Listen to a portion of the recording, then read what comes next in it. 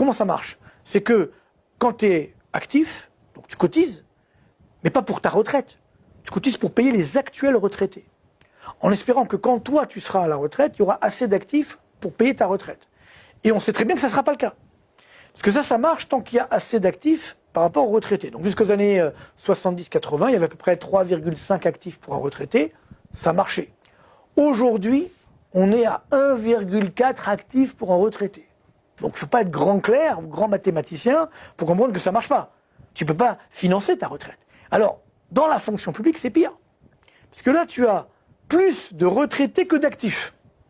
Donc là aussi, il y a un mensonge incroyable. On te dit, la retraite, ça coûte cher, c'est X milliards d'euros, etc. Non mais, ce qui compte, c'est pas combien ça coûte. Ce qui compte, c'est est-ce qu'il y a un déficit ou pas des retraites.